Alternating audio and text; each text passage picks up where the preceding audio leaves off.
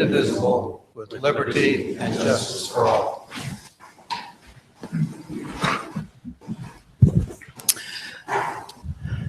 City Clerk Amanda Valent, would you take the roll, please? Councilmember Stevens. Yes, here. Councilmember Strebe. Here. Councilmember Dalby. Here. Councilmember Myers. Here. Councilmember Rowe. Here. Mayor Lazio. Here. Items on the consent agenda. Minutes for regular meeting number 2 on January 17, 2017 is presented. Appointment of Wesley Conrad to the Parks Advisory Board, term to expire September 29, 2017. Appointment of Cecily Kelso to the position of Beach Concessions Manager effective February 13, 2017. Promotion of Dave Salters to full-time transit bus driver effective February 8, 2017. Civil service eligibility lists of January 25th, 2017. Clerk entrance and transit bus driver entrance. Set March 7th, 2017 for a public hearing on the consolidated funding application for Ottumwa Transit.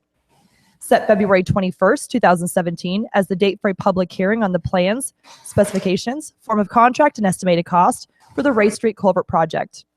Set February 21st, 2017 as the date for a public hearing on the plans, specifications, form of contract, and estimated cost for the 2017 Street Crack and Seal Program. Set February 21st, 2017 as the date for a public hearing on the plans, specifications, form of contract, and estimated cost for the 2017 Sidewalk Drop Program. Resolution number 33, 2017, accepting the work as final and complete and approving the final pay request for the Water Pollution Control Facility Ultraviolet Disinfection Project. Purchase of a 2017 Landau trailer for Midwest Trailers Plus of West Des Moines, Iowa for a price of $59,170.60. Resolution number 22, 2017, approving a proposal from Lincoln National Life Insurance Company to provide life insurance benefits for full-time city employees and qualified retirees. Resolution number 26, 2017, setting the date for a public hearing on the intent to dispose of city-owned property located at 211 North Green. Beer and or liquor applications for Albia Road BP, 1340 Albia Road, Jefferson Street BP, 533 North Jefferson, North Court BP, 1301 North Court, Pennsylvania and Jefferson BP, 1147 North Jefferson, Richmond and Ferry BP, 720 Richmond Avenue, and West 2nd and McPherson BP, 1049 West 2nd. All applications pending final inspections. Move the consent agenda as presented. Second. Thank you.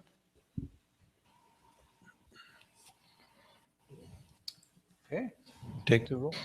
Councilmember Stevens. Yes. Councilmember Strebe. Yes. Councilmember Dalby. Yes. Councilmember Myers. Yes. Councilmember Rowe. Yes. Your Honor, Yes. are there any of the folks mentioned, like on the advisory board or the beach concessions person, are they present? I don't believe so. Okay. You mean the Parks Advisory or the beach concession? Yeah. Parks Advisory Board, the appointment to, I just wondered if any of those appointments. Wes is here. Back. Wes, would you please stand up and just wave at the council, please? Oh, thank you. I think it's always nice for us to know, since I don't know you personally, but welcome aboard. Thank you. I might mention for the council, Parks Director Ratchie and I met with Wes and had a good interview with him, and he agreed and understood the role and responsibility, and so we're glad he's going to join the Parks Board. So he'll be at the February meeting. Okay, item C, we need approval for tonight's agenda. Is there a motion? Move the approval of tonight's agenda. Second. Thank you. Councilmember Stevens. Yes. Councilmember Strebe. Yes. Councilmember Dalby. Yes. Councilmember Myers. Yes. Councilmember Rowe. Yes. At this time, I'd like to call on City Administrator Andy Morris to give us some reports and updates. Thank you, Mayor. There are 3 items that I want to speak to tonight, and I need your help on one of them. The very first one you see, this is set forth in print, set a date for the next community meeting. As the council members may recall, this was something that we started last spring and want to continue again as we move into the new year. Tentatively planned is the first community meeting would be held on March 16th at 6 p.m., and that would be at Horace Mann Elementary. That is the tentative date we have set right now. If the council members would look at your calendars and get back with me in the future as to whether or not that works. Jody Williams, the principal of the school, and I spoke today at some length about this. So again, please let me know if that date works, so I can memorialize that. Again, March 16th at 6 p.m. is the tentative date that we have planned at this point. Mr. Mayor, the next item is the fire department and a badge pinning, and at this point, I will turn it back over to you respectfully. Okay, thank you. I'd like to invite Chief Tony Miller to come up and introduce the individuals who will be pinned and who will be doing the pinning. So, Tony, you have the floor.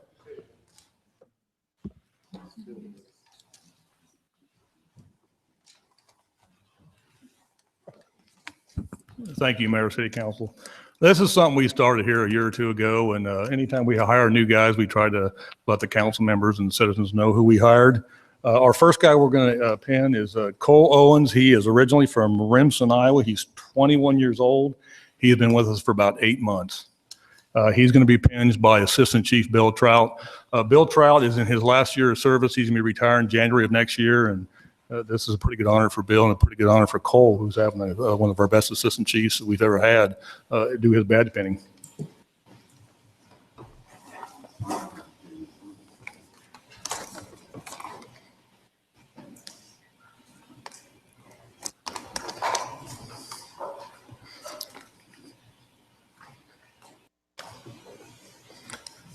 Our second guy we're going to have pinned is Jonathan Lofton. Jonathan is 23 years old. He is originally from Crockett, Texas. He's been with us for about 7 months. And Jonathan is going to be getting married in September of next year. So lucky for him, good for him. And Jonathan's going to be pinned by Assistant Chief Mike Kraft, who's been with us for a long time also.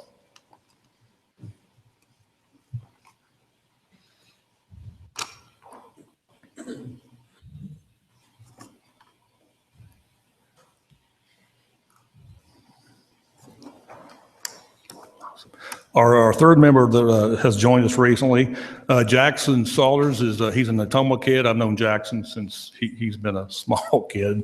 Him and my son grew up together. Jackson's he's going to be getting married also in May, so he's going to be pinned by his fiance Carmen. And good luck.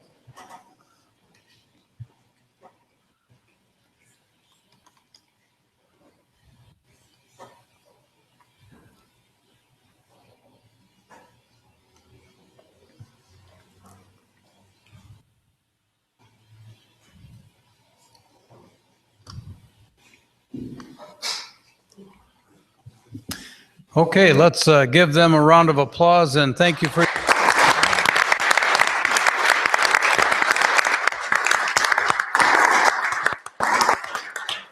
Just as a point of information, we in 2 weeks we'll be coming back. We had 3 promotions. We had Vince Wilcox is going to an assistant chief, Josh Reynolds is going to a captain, and Josh Chance, who's here by the way taking pictures. Josh has been promoted master firefighter.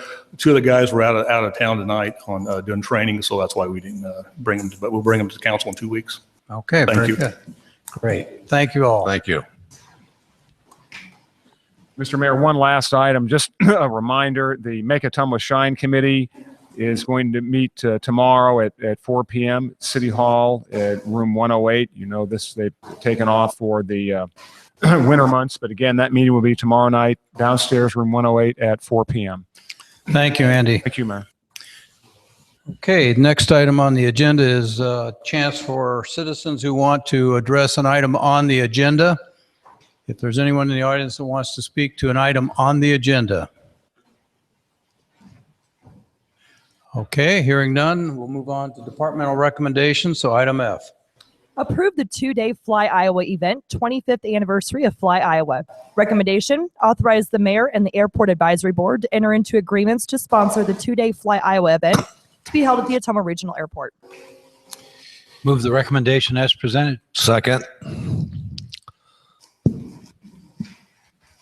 I thought somebody was going to be here tonight to make a comment about that, but Skip, you're on the liaison to the council for the airport. Anything you want to add, or I can answer some questions too if the council has any?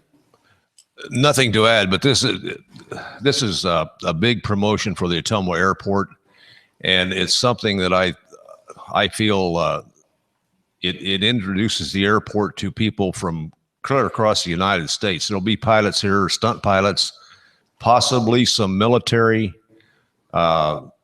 planes and personnel, hopefully. And I think they're going to have a band. They're talking about that, but it's going to be a 2-day event and it's going to be super. And it's a big promotion for the Ottumwa Airport. Any questions for Skip or myself? Hearing none, let's take a roll. Councilmember Stevens, Yes. Councilmember Strebe, Yes. Councilmember Dalby, Yes. Councilmember Myers, Yes. Councilmember Rowe. Yes. Okay. Ottumwa Public Safety Advisory Board recommendations. Recommendation: approve the Ottumwa Public Safety Advisory Board recommendations. Is there a motion? So moved. Second. Good evening, Larry. You have the floor. Thank you, Mayor, Council. City staff discussed the attached request on January 23rd, 2017. The Ottumwa Public Safety Advisory Board reviewed and approved the attached recommendations on that date. The first item was a request for the installation of a sign for 2-hour parking along 2 areas of Main Street. There was 3 signs in place, 1 missing that has been put up. So I think both 1 and 2 have been resolved. Do you want to go over them in detail on those? I'll wait till I've got some questions for you, but I can wait till the end if that's your preference. No, if you got questions on a specific item, let's just get them as we go. On item 1 and 2, you say the signs have been replaced. No, there was 3 signs in place and 1 missing. So the 2-hour signs are up. I think there's been resolved with the police department, and they are going to enforce that parking to prevent students from parking in that area. That's great. Thank you. Okay, thank you, Larry.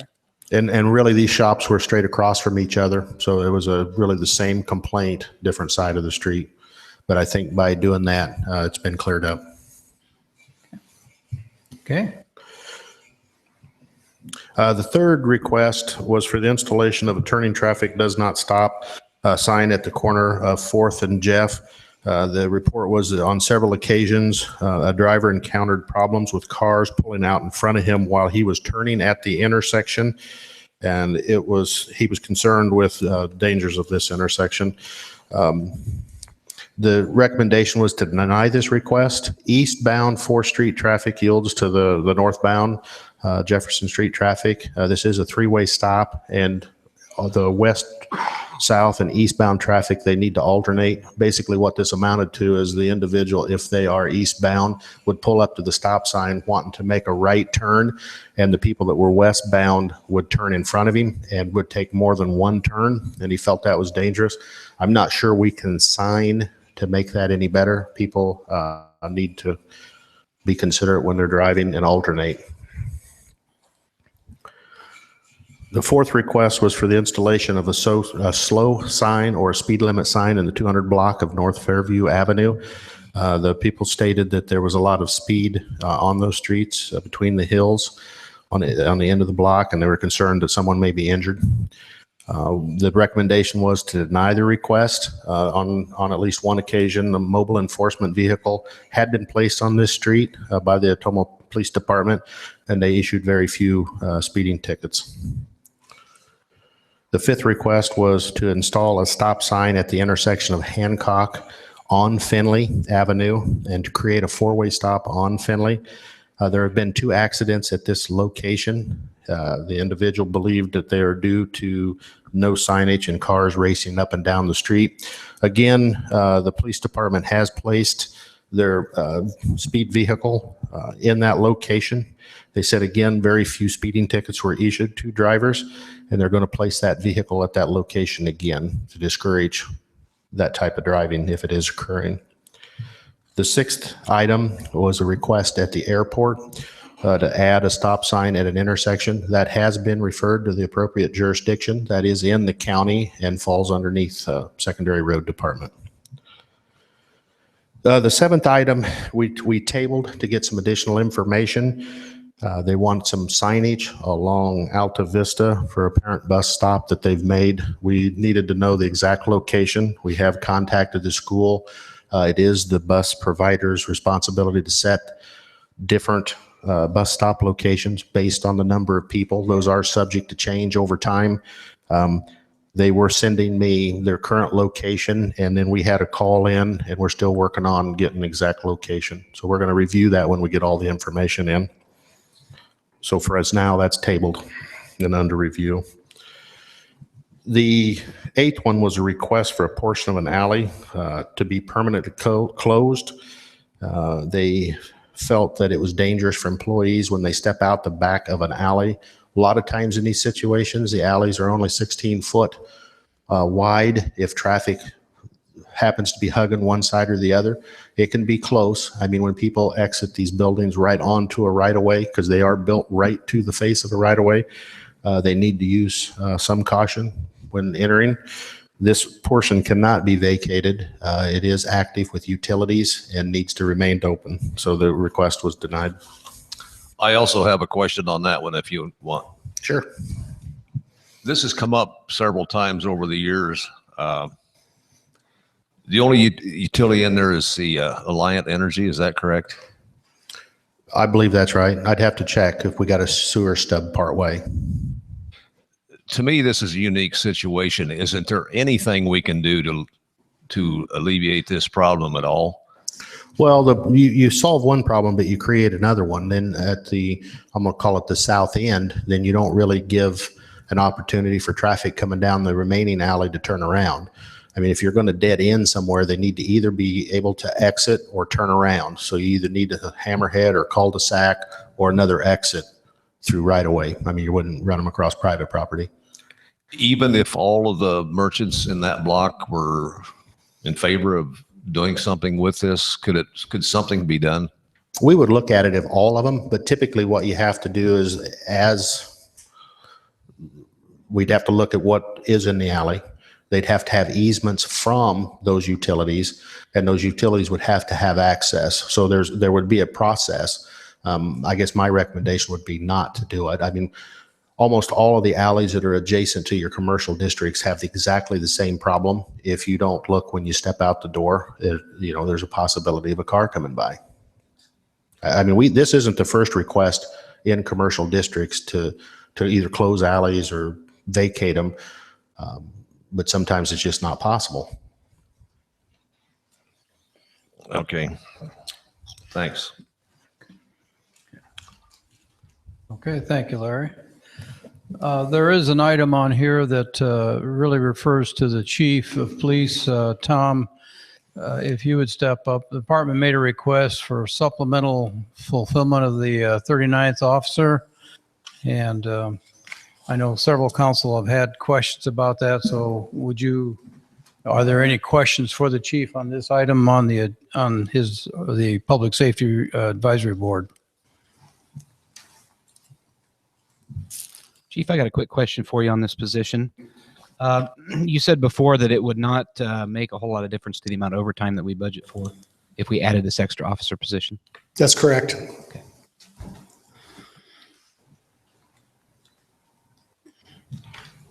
Any other questions or comments? One. Chief, if again, this is maybe reiterate what we had discussed at the special meeting last week. What position would your department be in if one or two police officers resigned and went to another police force and we didn't fill this position? What kind of compromising position would that throw your department in? Well, basically, it's going to reduce services somewhere in the department. If I lose two officers off of patrol, I'll probably have to pull one or two investigators out of the investigations division to put them on patrol. Okay. And I guess one follow-up question to that, we do know of some immigrants that are coming to the community.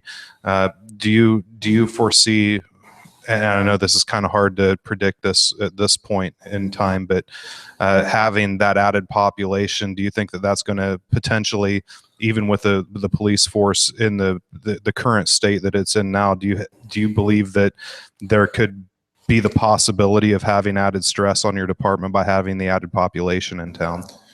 That would take a crystal ball. I can't really say for sure one way or another, but it does have the possibility of adding a stress to the department with 200 people coming into town. Okay, thank you. Your Honor, I just have a comment to make. Go ahead and let Bob speak first. Councilman Myers, go ahead. Okay, thank you. Well, Chief, to follow up on Mark's question, since we're not deleting the position, we're just not filling it at this time. But if we were to fill it and somebody then were to leave, isn't that the same kind of a situation no matter how many officers? It'll be a reduction in service in some way. Right now, I could lose two, and basically the biggest impact would be on my overtime budget. The officers would have to cover those shifts for those officers. So that would be the biggest problem if I lose two officers right now. What we don't want to get into is where at one time we were down 6 officers, and but there's not a whole lot you can do about that. You just have to make adjustments and do the best you can with what you have. Thank you. Okay, Councilman. That created another question. When you consider your department fully staffed, what level and what number would that be? Well, that'd be 45. There's been talk, and the reason I ask is because the number 41 has floated around quite a bit too. Right. We were at 41 at one time. Ideally, I would love to have 41 officers. But when I talk about being fully staffed, right now I have 38 positions that I have. So I'm fully staffed because I have 38 working. So it's how you determine, how you define fully staffed. Right. I say right now I'm fully staffed because I have 38 positions offered by the council and I have 38 officers working. Well, one thing that was concerning me, Chief, was when I looked at the ratio report that we did that Yes. Administrator Morris let the council have. Cities comparable size to ours in population, it looks like we're still about, on the average, 2 to 3 positions short. Yes. I know we can't afford the moon. I know we have to be very responsible in how we work our budget. But, this was a commitment we had made, or I had made, at least myself, that when we formed and filled those dispatchers positions, that we would, again, fill this officer's position. And in light of the budget this year, everything's tight. We know we have a small operating deficit here, but I think the public safety position, seeing that we're already under the ratio of most cities our size, it would be my intention to fully support staffing this position, just for the record. Thank you. I guess one problem I have with it is the fact that we promised when we took this money and hired the dispatchers that we were going to fund this new officer, and it appears like we're going to delay it or not do it. I think the least we should do is have that money in the budget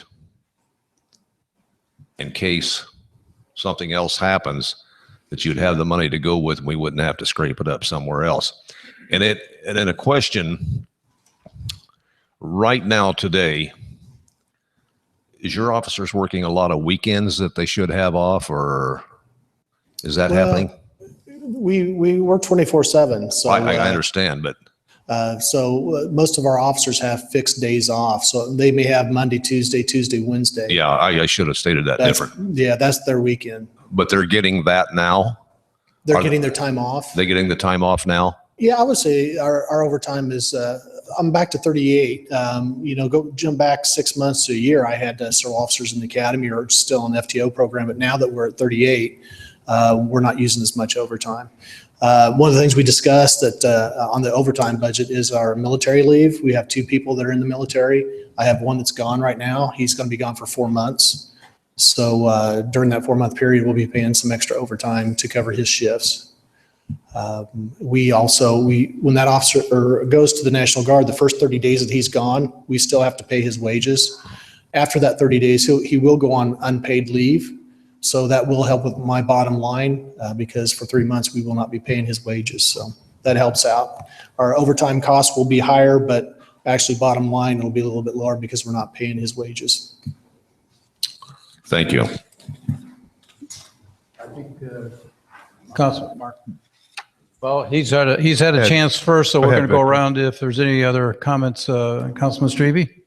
I agree with Councilman Dalby. When we had the dispatch situation, the language was that we were going to temporarily suspend the new hire, but it was the idea that in the coming year that wouldn't be permanently eliminated. So I support what Councilman Dalby said. Mr. Mayor, can I speak for just a moment? Certainly.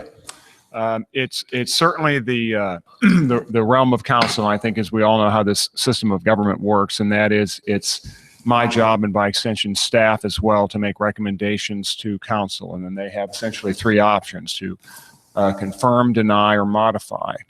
Now I'm going to go back to the budget meeting that we've had previously. I stick by the recommendation that we not fill that open position. And again, it's already been pointed out, this is not eliminating a position. It's an open position that I'm asking at this point council not fill. And the reason why is because we have it's approximately $112,000 budget deficit, as you recall from that meeting. I know definitively what the figures that obviously that Bob J puts on paper, and that is $79,000. So you got about $80,000 of that $112,000 deficit. That for all intents and purposes pretty much wipes that out.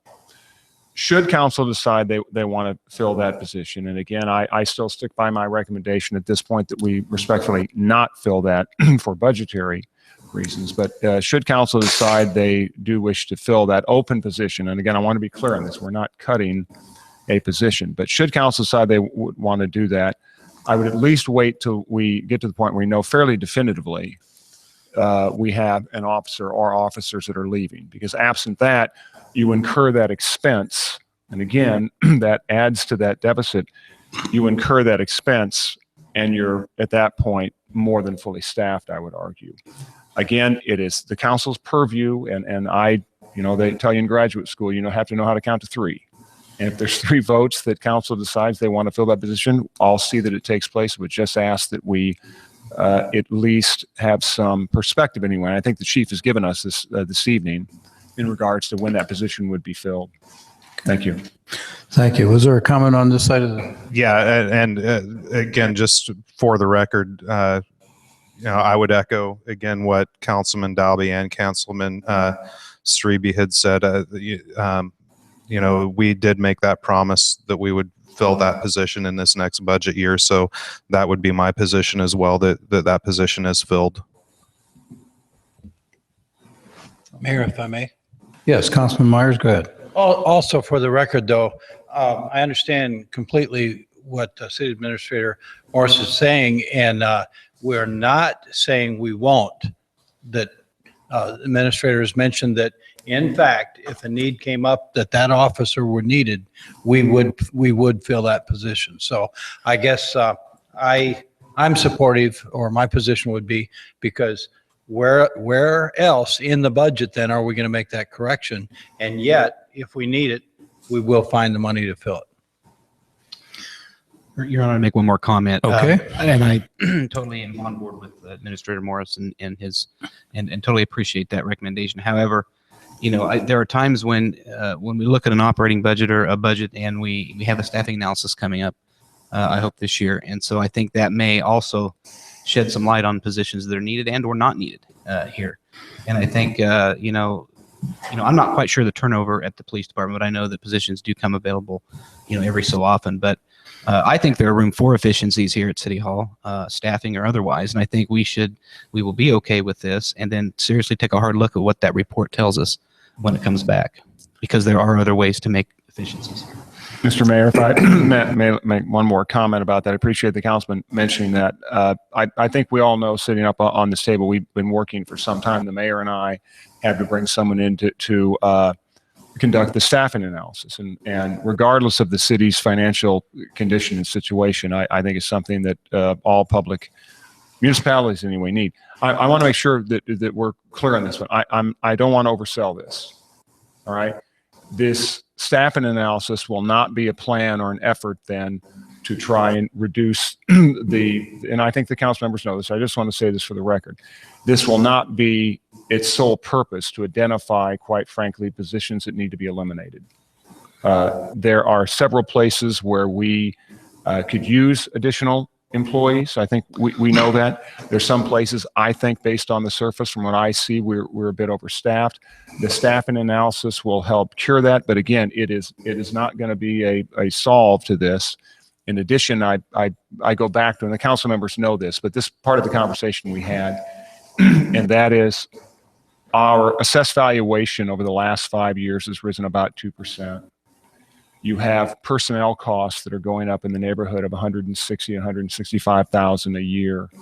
And that percentage, that coverage ratio then in 15-16 goes from 21% to 18%. That in and of itself is not bad. It's the the way that it's moving. It's the continuum. If the and I'm preaching to the choir, the council members know this. If the 18 turns into 16, into 15, into 14, then we've got real problems.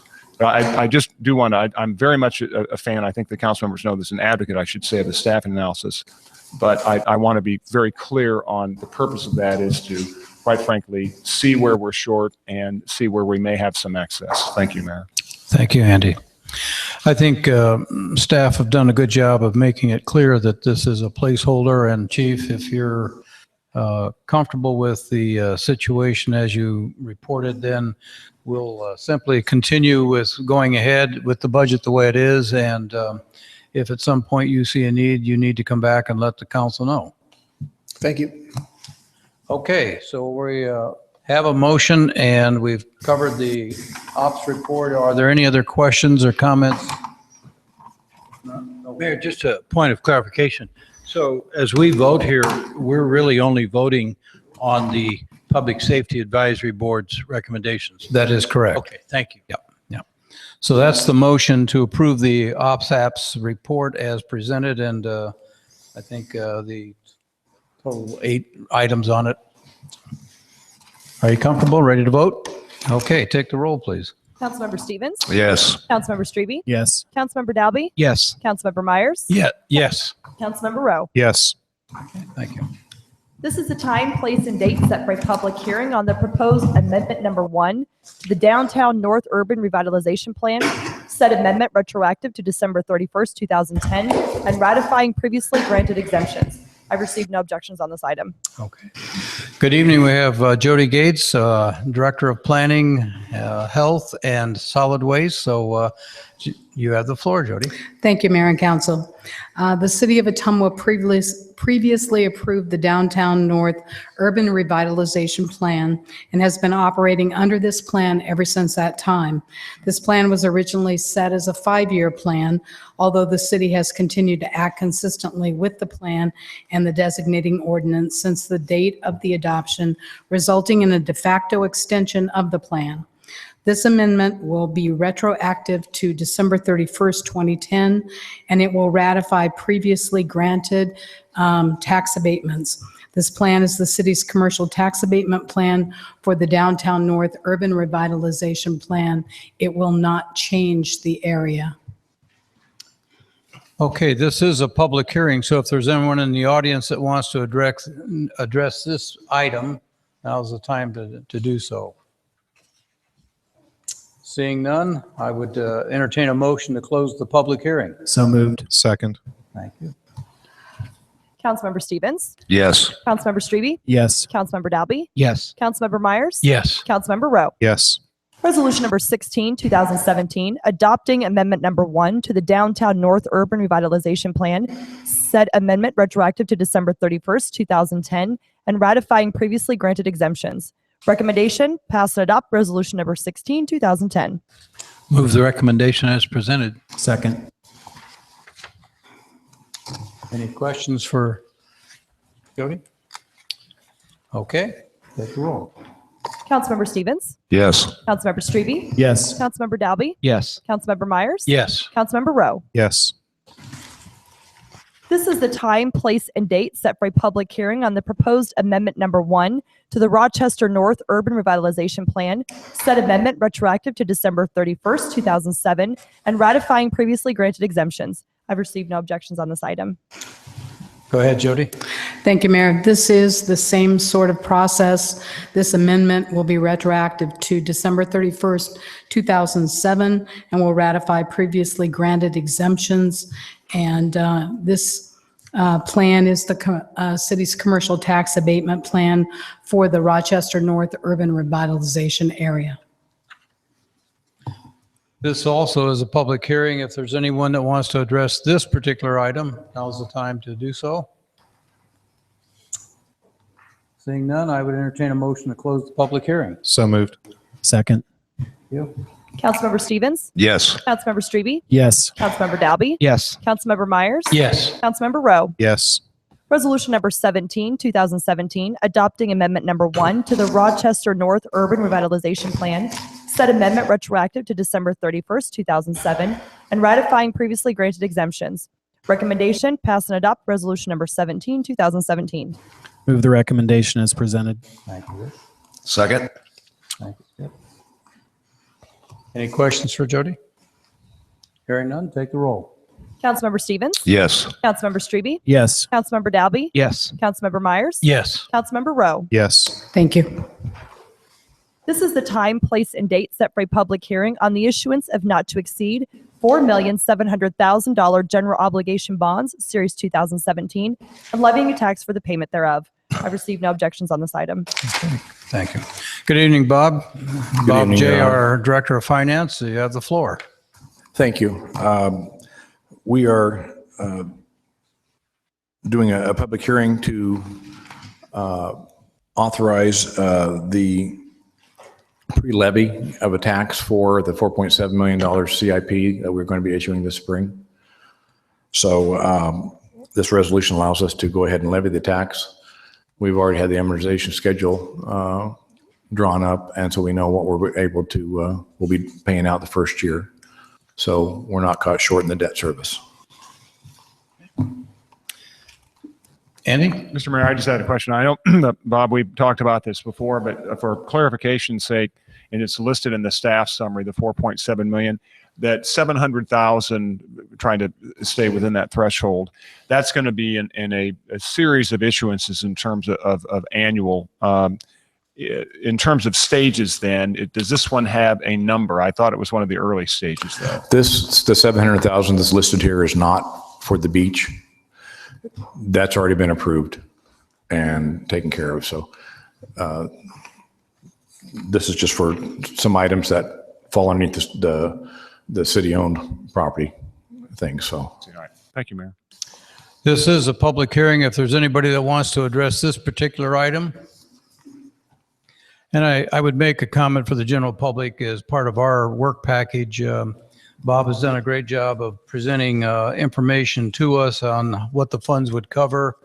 I think one of the responsibilities of the council is to pay attention to bond issuance, and we've had plenty of time to look at that information in our packets. So. Okay, I take a motion to close the public hearing. So moved. Thank you, Bob. Second. Thank you. Councilmember Stevens? Yes. Councilmember Strebe? Yes. Councilmember Dalby? Yes. Councilmember Myers? Yes. Councilmember Rowe? Yes. Resolution number 23, 2017, authorizing the issuance of not to exceed $4,700,000 general obligation bonds, Series 2017, and levying a tax for the payment thereof. Recommendation, pass and adopt resolution number 23, 2017. Is there a motion? Move the recommendation as presented. Second. Any questions? Okay, take the roll. Councilmember Stevens? Yes. Councilmember Strebe? Yes. Councilmember Dalby? Yes. Councilmember Myers? Yes. Councilmember Rowe? Yes. Resolution number 24, 2017, instituting proceedings to take additional action for the issuance of not to exceed $4 million general obligation bonds. Recommendation, pass and adopt resolution number 24, 2017. Move the recommendation as presented. Second. Thank you. Any questions for Bob? Okay, take the roll. Councilmember Stevens? Yes. Councilmember Strebe? Yes. Councilmember Dalby? Yes. Councilmember Myers? Yes. Councilmember Rowe? Yes. Resolution number 25, 2017, instituting proceedings to take additional action for the issuance of not to exceed $700,000 general obligation bonds. Recommendation, pass and adopt resolution number 25, 2017. Is there a motion? Move the recommendation as presented. Second. Thank you. Any questions? Okay, take the roll. Councilmember Stevens? Yes. Councilmember Strebe? Yes. Councilmember Dalby? Yes. Councilmember Myers? Yes. Councilmember Rowe? Yes. thank you. Thank you, Bob. Good job. This is the time, place, and date set for a public hearing on the plans, specifications, form of contract, and estimated cost for the airport fuel system improvements. I received no objections on this item. Okay. Go ahead, Mike. This is just going to be the bid letting process for the Jet A fuel tank modification of the 100 LL existing fuel tank. Will basically be a fuel farm at the airport. It's covered under an 8515 grant through the state IODT. This has been in the planning for some time. Yes. This is a public hearing also. Is there anybody that wants to address that particular item? Seeing none, I'd entertain a motion to close the public hearing. So moved. Second? Councilmember Stevens? Yes. Councilmember Strebe? Yes. Councilmember Dalby? Yes. Councilmember Myers? Yes. Councilmember Rowe? Yes. Resolution number 31, 2017, approving the plans, specifications, form of contract, and estimated cost for the airport fuel system improvements. Recommendation, pass and adopt resolution number 31, 2017. Is there a motion? Move the recommendation as presented. Second. Thank you, Matt. Any questions? Hearing none, take the roll. Councilmember Stevens? Yes. Councilmember Strebe? Yes. Councilmember Dalby? Yes. Councilmember Myers? Yes. Councilmember Rowe? Yes. This is the time, place, and date set for a public hearing on amending Chapter 33 subdivisions by deleting Section 33.1 and inserting new Section 33.1 of the Municipal Code of the City of Ottumwa, Iowa. I've received no objection to this item. Good evening, Kevin. You have the floor. Thank you, Your Honor. As I think everyone is familiar with now, this is concerning the right of waiver for subdivision activity in the extraterritorial area surrounding the city. Now, in our city code, the state gives us the option of having a 2-mile radius around our city as our extraterritorial area. In our own code, we've taken in 1 mile of that under our subdivision code auspice, if you want to say, or under the conditions of that code. The right to waive further review says that in any one given moment when you receive an application for a subdivision activity in that 1 mile, you have the option, the council has the option of waiving further review with the planning commission. There's usually 3 things you're going to look at in these cases. That would be, is it 3 or more pieces of property that are created by the split, the subdivision act? Are there public ways, public streets, or public easements involved in this activity? And what's the purpose of the activity? Meaning, if it's a sale, is it consequential to the city's interest in any kind of fashion? So, as you know, the state gives us the right to do this activity. And we have done so with the Leffler subdivision not very long ago. And the other one since I've been here was the Grimes subdivision, which we did not waive our right. We actually took that process through the planning commission. In either case, whether we waive the right of further review or we do further review, meaning we go through the subdivision process with our planning commission, each one of these subdivision activities does come back to the council for final approval. Okay, this is an item for public hearing. So is there anyone that wants to address this particular item? Hearing none, I'd entertain a motion to close the public hearing. So moved. Second. Thank you, Mark. Mr. Mayor, I don't want to jump ahead because I had a question for him, but I'll let you go through the procedure.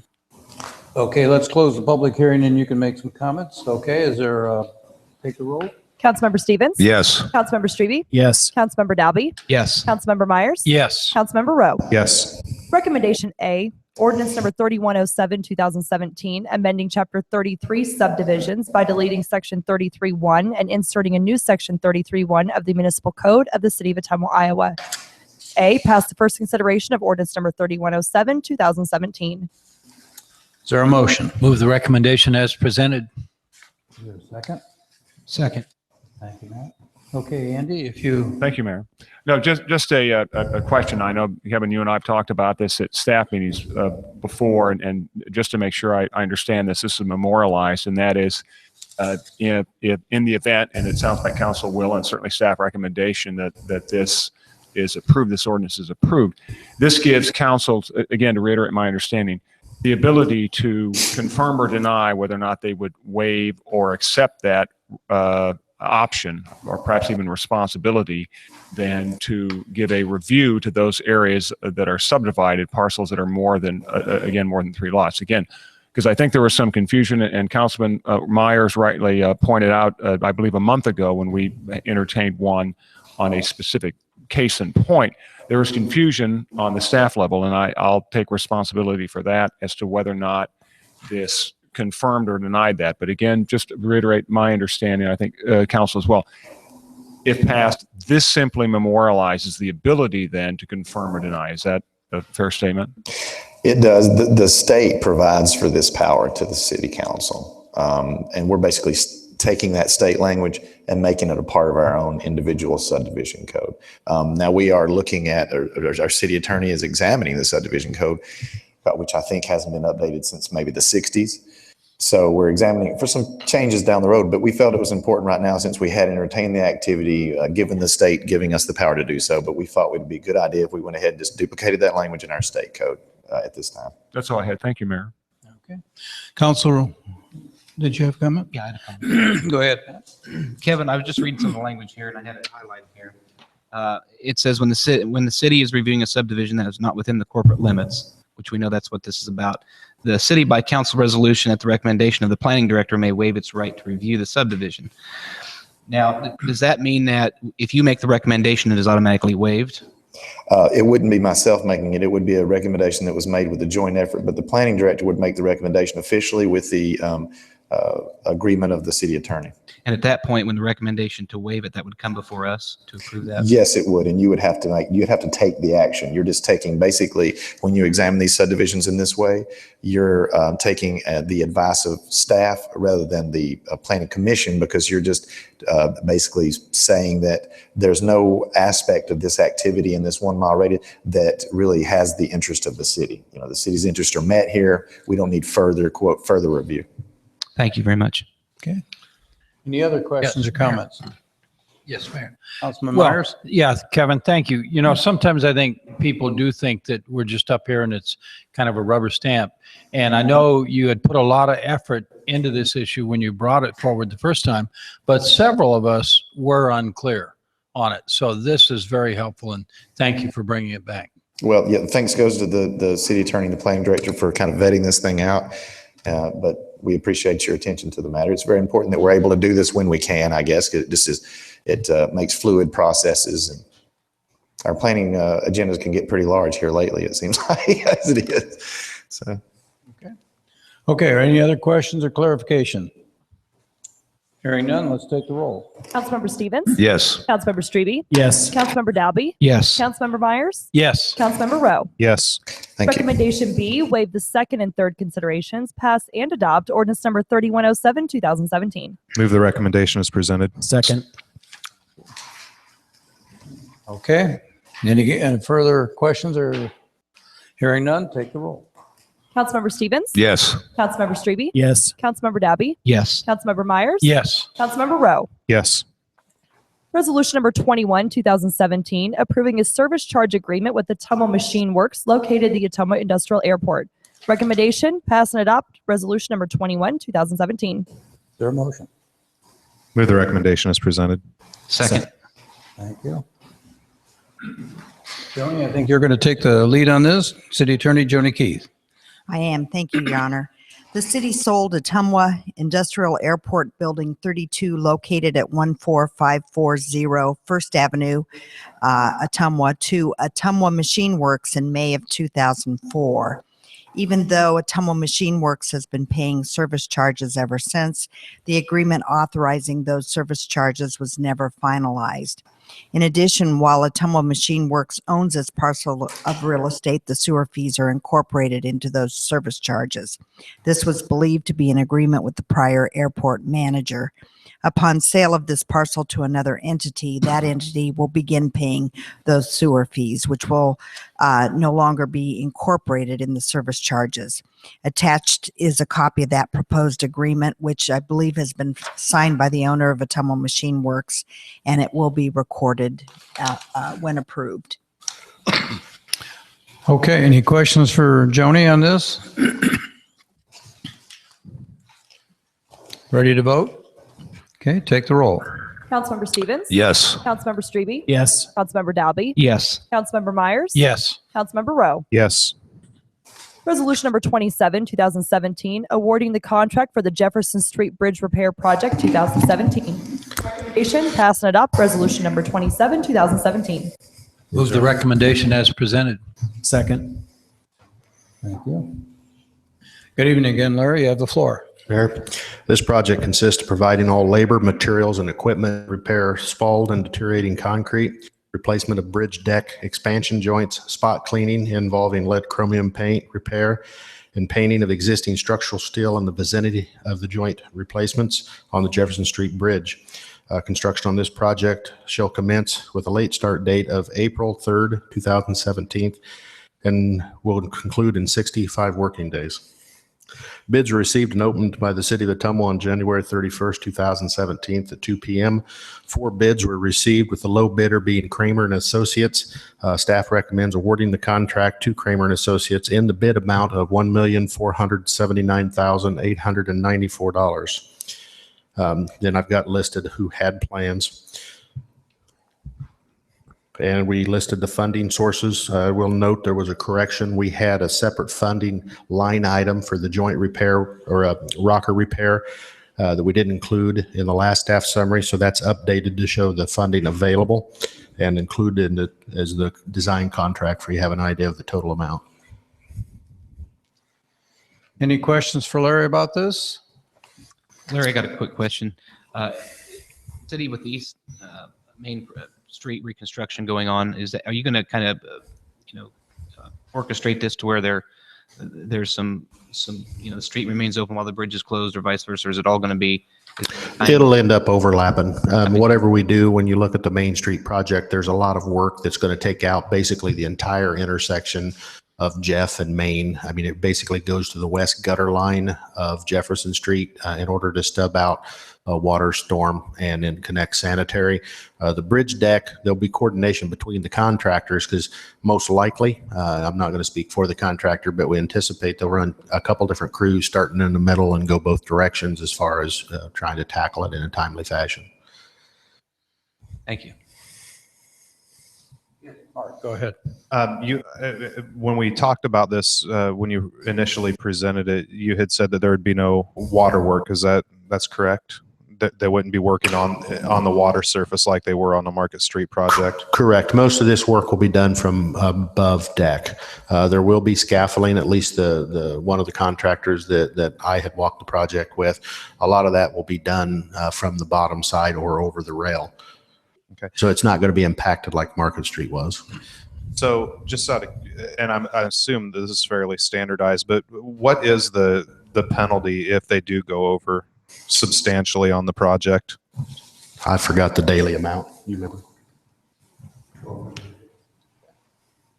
It's a $1,200 a day. Okay. Thank you. And I trust you'll work with our local media. I think Matt's question is very appropriate, that people need to redesign their transportation. That's one of the busiest intersections in town, and we'll work with media and our own government TV to make people aware of this. And hopefully 65 days is also somewhat weather dependent too. Right. There's a lot of work they can do because they're going to be up on top of the deck. Again, Market Street was an exception because a lot of it was done in the riverbed. Any other questions or comments? Okay. Thank you, Larry. Let's take the vote. Councilmember Stevens? Yes. Councilmember Strebe? Yes. Councilmember Dalby? Yes. Councilmember Myers? Yes. Councilmember Rowe? Yes. Resolution number 28, 2017, approving the right-of-way agreement between the City of Ottumwa and Iowa Network Services Incorporated. Recommendation, pass and adopt resolution number 28, 2017. Is there a motion? Who the recommendation is presented? Second. Larry, go ahead. Iowa Network Services, Inc. provides communication networks and related services for both above ground and underground facilities. This agreement authorizes INS to construct, maintain, inspect, protect, repair, and replace and retain a communication systems within the city's right-of-way, and to relocate and move the facilities if needed or required by the city due to infrastructure improvements and development within the right-of-way. This is a 10-year agreement that may be renewed for 2 additional 10-year terms. Any questions for Larry on this? Yes, please. Yes. Councilman Myers, go ahead. So Larry, this INS, is that like specific to fiber, or does it cover several entities? Well, it covers communications. You know, their medium could be a multitude. I mean, it could be fiber, it could be regular communications. It's whatever they install. Okay, so is it a company that we have not dealt with in the past? It's No, we've dealt with them. It's just finalizing an agreement with them within the right of way. okay. Thank you.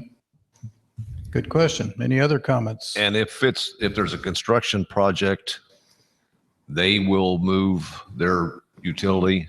And that's what the agreement spells out. If we have a city-related project where our utilities need to go in the same corridor, then like all utilities that work within our right-of-way, they're to move. Again, depending on how well they work with us, providing us information up front, we do try to design in conjunction with existing utilities to minimize impact on them. And they will communicate with you on each project or boring that they do? Through the permitting process. Thank you. Very good. Any other questions or comments? Take the roll, please. Councilmember Stevens? Yes. Councilmember Strebe? Yes. Councilmember Dalby? Yes. Councilmember Myers? Yes. Councilmember Rowe? Yes. Resolution number 29, 2017, awarding the contract for the new Cambridge Court Sewer and Pump Station Elimination Project. Recommendation, pass and adopt resolution number 29, 2017. Is there a motion? Move the recommendation as presented. Second. Thank you. Go ahead, Larry. This project consists of approximately 900 linear feet of new 8-inch gravity sewer from an existing manhole on the Wildwood Drive to the Cambridge Court Pump Station. This new sewer main will supplement or supplant the pump station currently serving Cambridge Court. This pump station will be decommissioned as part of the projects. Bids are received and opened by the city of Ottumwa on February 7th at 2 p.m. 7 sets of plans were sent out and 4 bids were received. The low bidder is Drish Construction, Inc. of Fairfield, Iowa, in the amount of $107,262.35. Again, we listed plan holders. Any questions for Larry? Okay, hearing none, let's take the roll. Councilmember Stevens? Yes. Councilmember Strebe? Yes. Councilmember Dalby? Yes. Councilmember Myers? Yes. Councilmember Rowe? Yes. Resolution number 30, 2017, supporting Washington Apartments application for Iowa Economic Development Authority Workforce Housing Tax Credit Program. Recommendation, pass and adopt resolution number 30, 2017. Motion. Move the recommendation as presented. Second. Thank you.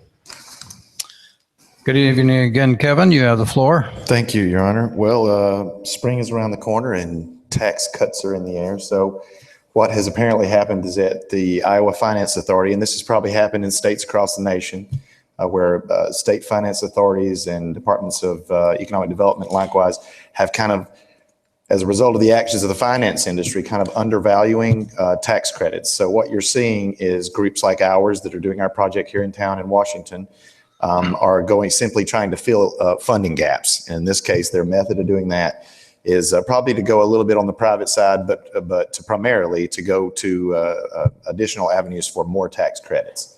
So that's what this is. This is a resolution of the city's support for their application to the Development Authority, Iowa Development Authority, for more of those tax credits, indicating a continuation of our support for this project. Any questions from council? Andy, you want to make a comment? Thank you, Mayor. Just a question on this. Kevin, I know you and I talked about this. Is this, I believe this is still the program that Mr. Silva is an applicant for. And again, I'm going to read through some items based on the notes that we had, and just confirm or deny. I know some council members have asked about this. But again, Mr. Silva is seeking these credits from the Iowa Finance Authority. And it's like most projects I'm familiar with, and probably you as well, it's going to be contingent upon these credits as to whether or not the project moves off of dead center and metastasizes. There is a component, as you know, in the attached resolution that sets forth the property tax rebatement at $390,000. And based on our conversations, and I know you'll confirm this or back cleanup, as I like to say on this one. The way this would work, the applicant then makes the payments to the city, and then that property tax then is rebated or in essence given back to them. That's over a 10-year period. You do that $39,000. There's no interest associated with it, and you're paid off. One of the questions that that you and I had, and I think it's beneficial just to point out to council, and that is over this particular period of time when the property is assessed, and if the value of that were to decrease, as an example, that payment, I think, as you indicated, is memorialized in the contract. That payment remains still static at that $39,000 over that given period of time, and that threshold, again, one more time, is irrespective of whatever the assessed valuation. And that was a question that staff had, as to whether or not that would affect that. Again, Mr. Mayor, I'm sure Mr. Flanagan can add to that, subtract. If there's something I didn't have clear, then please clarify. Thank you. Thank you, Andy. Yes, that's true. And basically, if the tax credit, if we get lucky here, and I say that because a lot of times to get your tax credits the first year out is getting lucky. There's a lot of competition from larger cities in the state, Des Moines and others, who will put in multiple applications. So were we to get lucky and to get those credits this year, we would then be pursuing, number one, getting the Washington acreage over there into our TIF district, and then we would be crafting contracts with staff and our attorneys that would lay out all the conditions of what our TIF rebatement, as we call it. It's a rebate through TIF. The developer would pay his taxes yearly. We'd be a pass-through for that and pay them back to him. Some of the provisions that we would be trying to get would say that if valuations were to go up drastically over maybe the first bit of a time period of our contract, or were the value of the development itself much greater than anticipated originally, that we would be able to pay it off early, for instance, therefore returning that value back to our tax rolls and all the other taxing entities. The developer will probably not want to do that because they like a static situation. When developers develop these kinds of developments, they're doing it for a 15-year time period, because that's the retention period, as we call it, for these types of developments. At the end of those terms, typically developers will roll it right back over into another tax credits effort to remodel that and go back into that 15-year retention. The developer receiving most of their benefit, if not all of it, on the front end when they do the development. So we'll have different provisions in that contract that for the city's part in it, which would include a minimum tax assessment that would assure the city that we would indeed be receiving it, the $39,000, and have certain guarantees from the developer and cures for the city if the developer were failed to meet some of these objectives that were in the contract. So we'll be bringing that contract back. That'll be passed through finance, through our city attorney, through Ehlers and Cooney, our other attorneys. But all those kind of attentions will be in that contract for your examination at that time. Thank you, Mayor. Okay, very good. Any additional questions or comments? Ready to vote? Okay, take the roll, please. Councilmember Stevens? Yes. Councilmember Strebe? Yes. Councilmember Dalby? Yes. Councilmember Myers? Yes. Councilmember Rowe? Yes. Resolution number 32, 2017, approving the purchase of a 2000 Stuart Stevens runway broom to replace number 705, our current runway broom. Recommendation, pass and adopt resolution number 32, 2017. Move the recommendation as presented. Second. Good evening again, Mike. I don't think I introduced you properly. Mike Bainbridge is our supervisor at the airport. Thank you, Mayor, Council. The current broom is number 705 in the airport fleet, is a 1988 MB broom purchased January of 2003 and placed in the fleet as a 10-year replacement. The Stuart Stevens broom we were asking to purchase was traded into Trans-Iowa Equipment Sales of Ankeny, Iowa from the Cedar Rapids Airport. This equipment purchase was approved by the Airport Advisory Board January 10th of 17, the Fleet Committee January 17th of 17, and inspected by the Garage Supervisor and approved on January 24th of 17. The old broom 705 will go to auction and was approved by the Fleet Committee November of 16. Basically, the main use for this broom is going to be snow and ice removal, and in the summer months for runway debris. And it will enhance the safety and promotion of our airport. The funds will be from the airport fund balance, and there will need to be a budget amendment on this item. Any questions for Mike? Okay, take the roll. Councilmember Stevens? Yes. Councilmember Strebe? Yes. Councilmember Dalby? Yes. Councilmember Myers? Yes. Councilmember Rowe? Yes. Thank you, Mike, and appreciate the input from the pilots on that too. Thank you. Ordinance number 3109, 2017, amending Chapter 25 entitled Public Offenses by deleting sections 2531, 47, and 49, and inserting new sections 2531, 47, and 49 of the Municipal Code of the City of Ottumwa, Iowa. Recommendation A, pass the first consideration of ordinance number 3109, 2017. Is there a motion? Move the recommendation as presented. Second. Second. Thanks, sir. Good evening, Chief. You have the floor. Thank you, Mayor and Council. Law enforcement has seen a number of incidents involving individuals who are using illegal and legal substances to obtain a state of intoxication in public. While the current code section discusses intoxication and simulating intoxication, it is necessary to amend section 25-31 to specifically include public intoxication relating to illegal narcotics and drugs, as well as legal substances that are used to become intoxicated. In conjunction with that, section 2547 discusses glue sniffing. This section needs to be expanded to include huffing, which is inhaling vapors from air dusters or aerosol cans for the purpose of intoxication. And finally, law enforcement wishes to include a code section regarding urination and defecation in public, making it specifically illegal under section 2549. You've heard the recommendation. Are there any questions for the chief or Joni? Okay, take the roll. Councilmember Stevens? Yes. Councilmember Strebe? Yes. Councilmember Dalby? Yes. Councilmember Myers? Yes. Councilmember Rowe? Yes. Recommendation B, waive the second and third considerations, pass and adopt ordinance number 3109, 2017. Is there a motion? Move the recommendation as presented. Second. Second. Skip. Thank you. Any questions for the chief? Hearing none, take the roll. Councilmember Stevens? Yes. Councilmember Strebe? Yes. Councilmember Dalby? Yes. Councilmember Myers? Yes. Councilmember Rowe? Yes. Ordinance number 3110, 2017, amending Chapter 1 entitled General Provisions by deleting sections 1.8 and 1.9 and inserting new sections 1.8 and 1.9 of the Municipal Code of the City of Ottumwa, Iowa. Recommendation A, pass the first consideration of ordinance number 3110, 2017. Is there a motion? Move the recommendation as presented. Second. Thank you. Chief, you have the floor. City ordinance currently provides for a fine and/or imprisonment not to exceed 30 days for the violation of any city ordinance. During the current city attorney's tenure, imprisonment has never been a consequence of a violation of a city ordinance.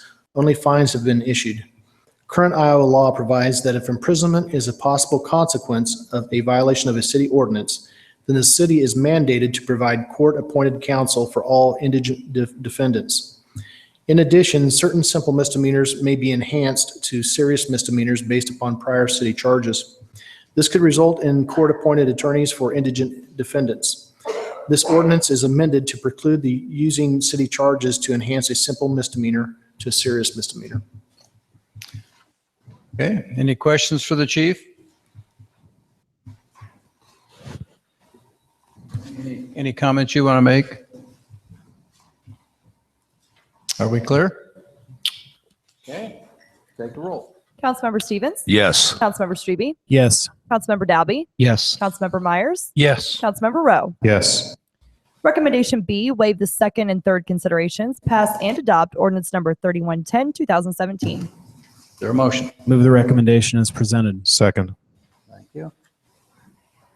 Again, any questions for the chief? Hearing none, take the roll. Councilmember Stevens? Yes. Councilmember Strebe? Yes. Councilmember Dalby? Yes. Councilmember Myers? Yes. Councilmember Rowe? Yes. Thank you. Thank you, chief. Ordinance number 3108, 2017, amending certain provisions of the City of Ottumwa Zoning Code, Chapter 38. Recommendation A, pass the first consideration of ordinance number 3108, 2017. Move the recommendation as presented. Second. Thank you. Good evening again, Kevin. You have the floor. Thank you, Your Honor.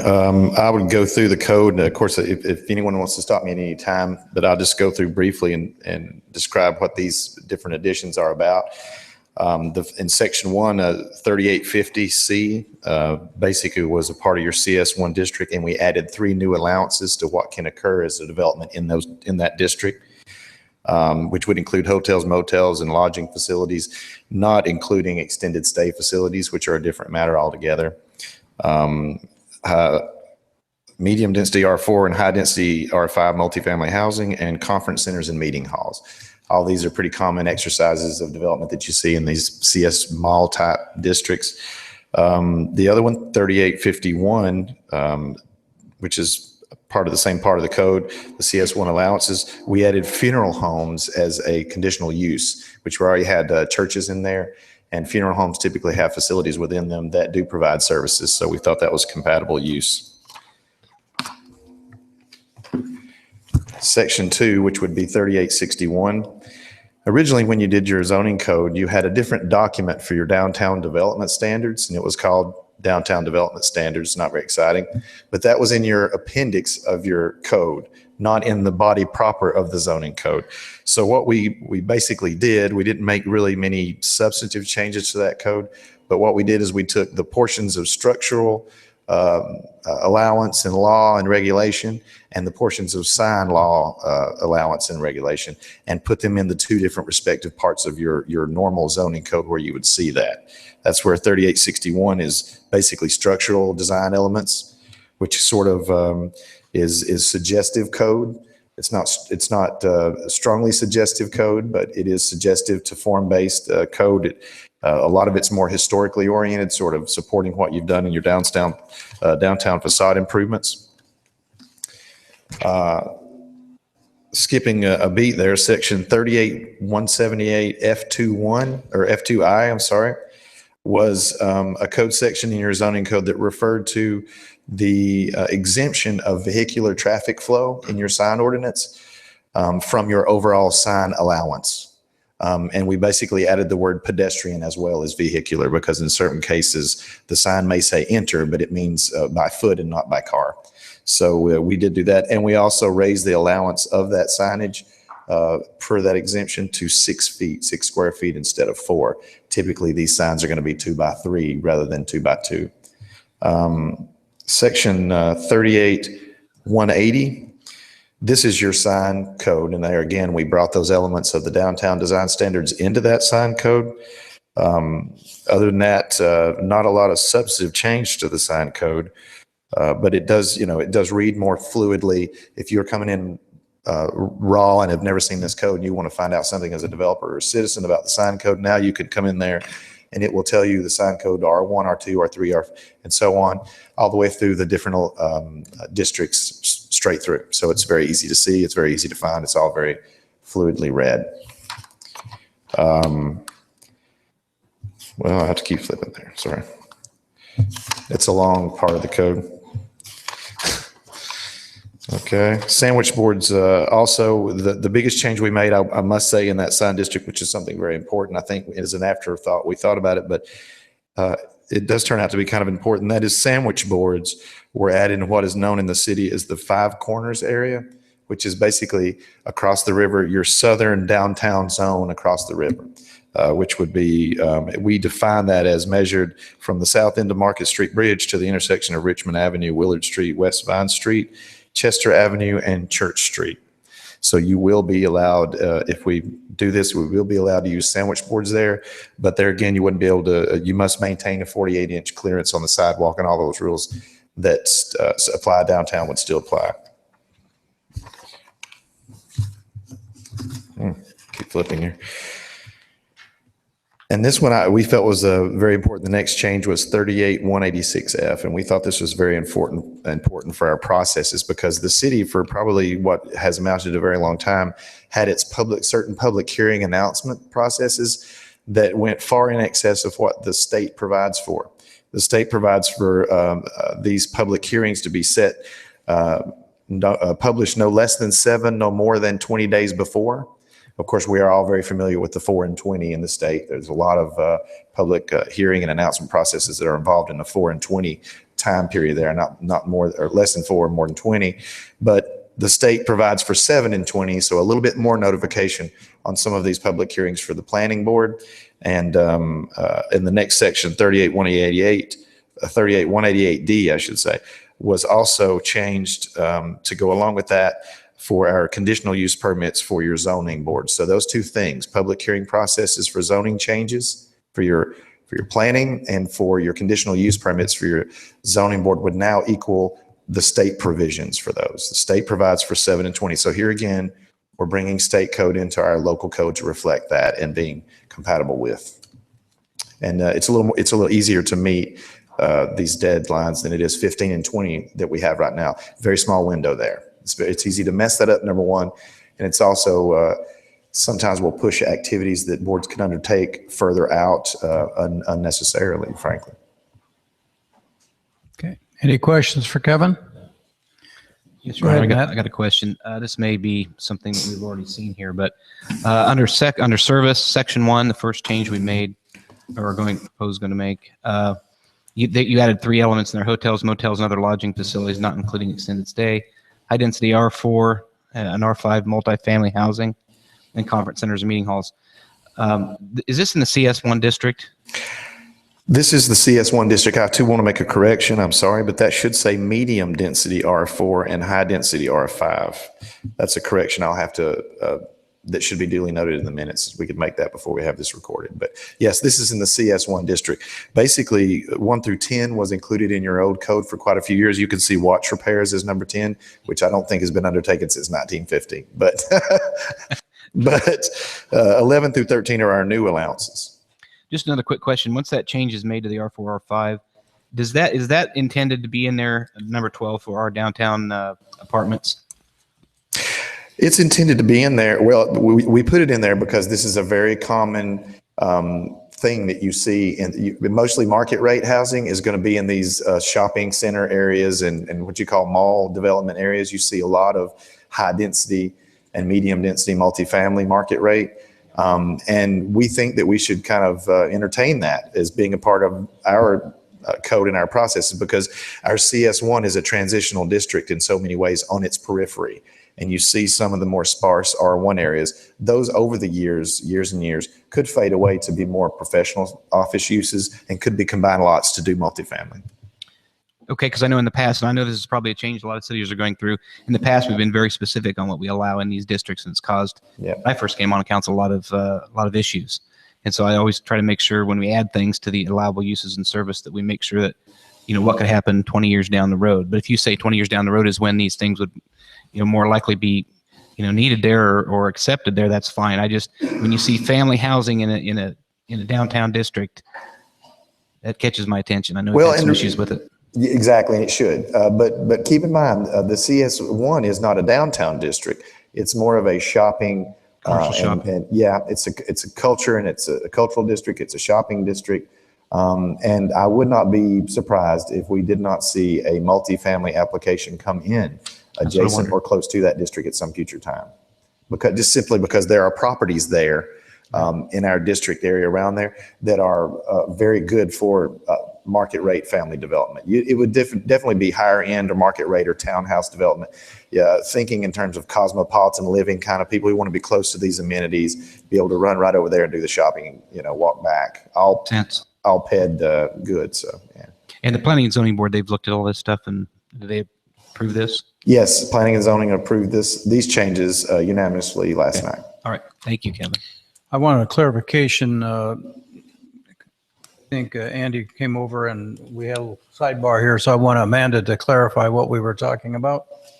Since there is a typo in the first page of the ordinance, we'll have that changed before we get it signed, but there's no amendment needed. It's just a typo. Okay. And then Kevin, are there any other questions or comments?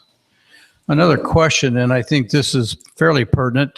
Several of us, including Councilman Myers, Councilman Delby, City Administrator Morris, and I were at a legislative forum this weekend. And there is a bill going through the Iowa Senate right now to do away with publishing in the newspaper. And it looks like it's going to have momentum and probably get passed. Now, that's all if. But if our whole section on notice says published in a newspaper, how will we do that if that is no longer a state requirement? I would, I would suggest that whether or not that was a state requirement, that I would continue to do so according to these regulations and former state regulations. Being a bare minimum, I think 4 and 20 is a very good set for what is just a typical public activity. And not that you can't make an overnight change to an agenda and post it publicly in your board downstairs kind of thing, but that's going to be over something that's not very important to the public, right? But I think it's of great importance to us. Some people don't have a computer.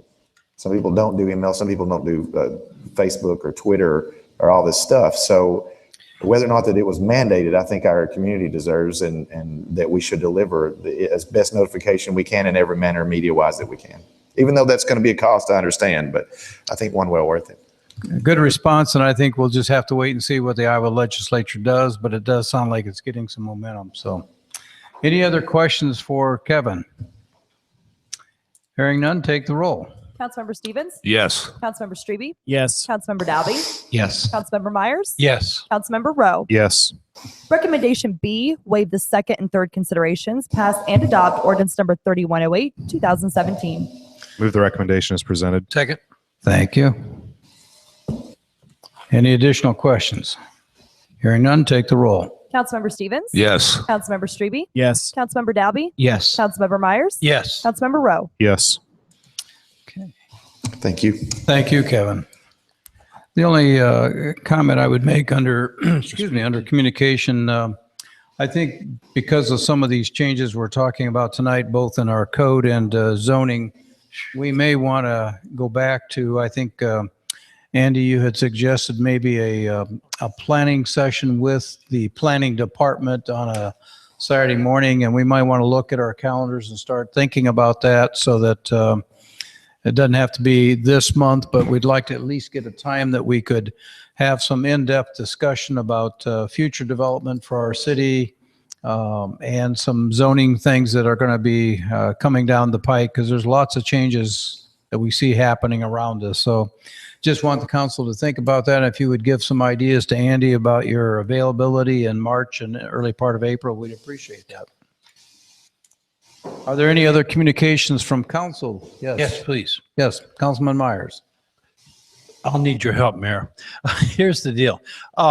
Sometimes we have projects or ideas that are thrown out or brought up, and then things occur, but there isn't any recognition for.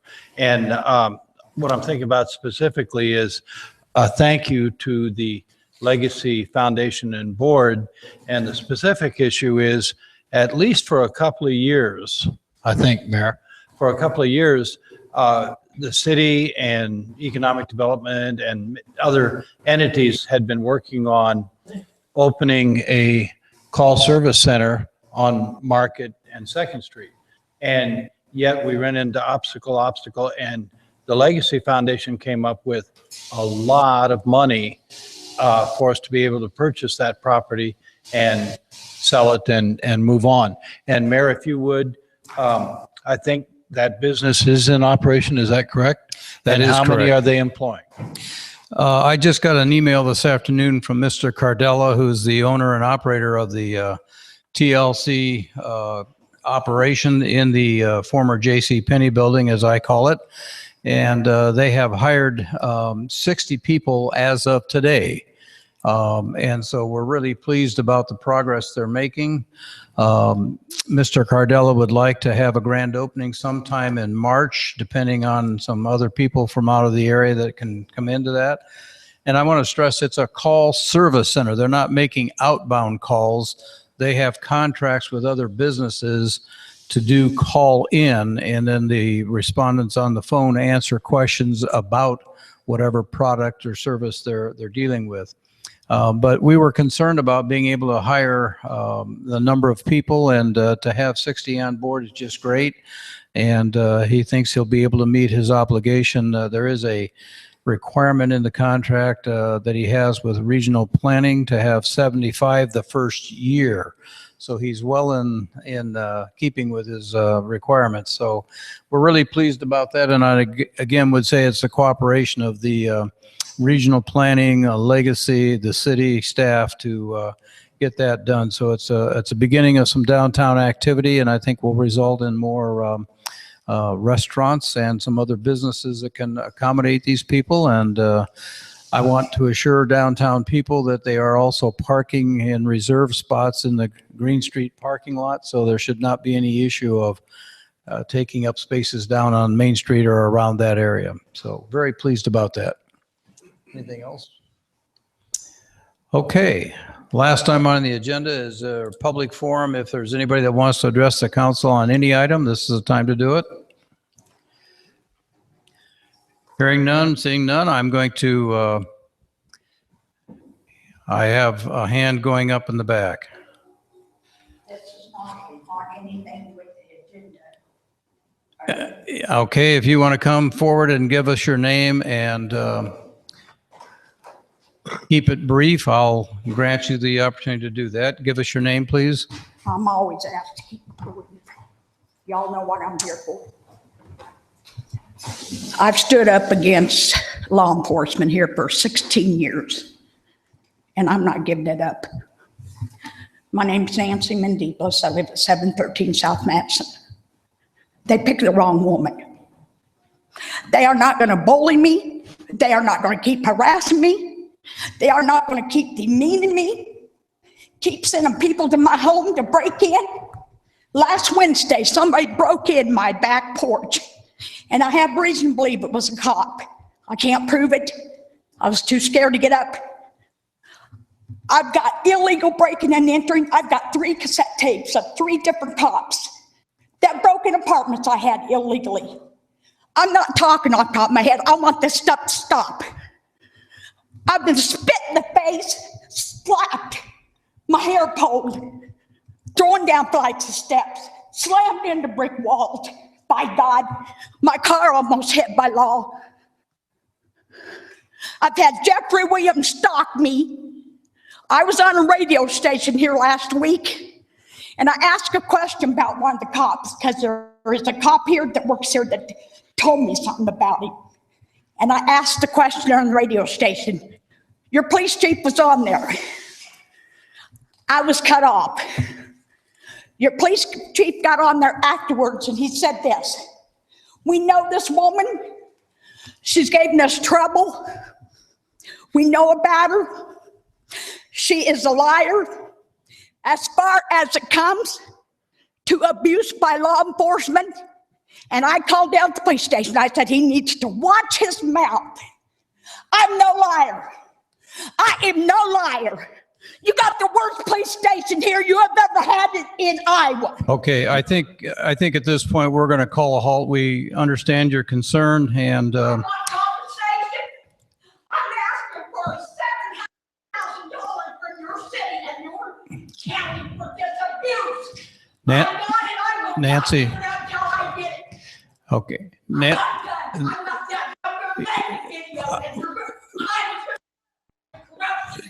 Tom, would you cut this off, please?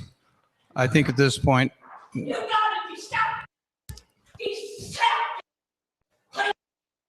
They call me a liar. I am not a liar, buddy, and I will tell you that face. You said it on the radio. I think she needs to be removed. I would Honor, agree. I think she needs to be removed. This is a personal attack on the city staff, and it clearly states this can't be a personal attack. Okay. All right, please. We are recessed. We are recessed at this point. 6:59. Thank you. Well, yeah, we can take a motion to adjourn and be done. Okay. I would move to adjourn. Thank you. Second. Thank you. Councilmember Stevens? Yes. Councilmember Strebe? Yes. Councilmember Dalby? Yes. Councilmember Myers? Councilmember Rowe? Yes. 6:59.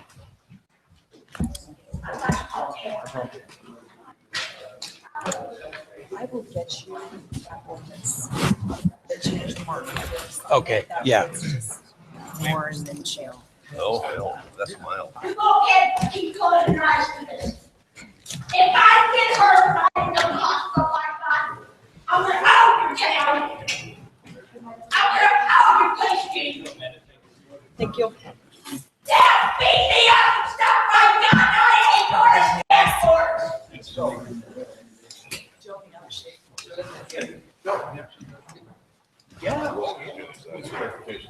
That's great. No,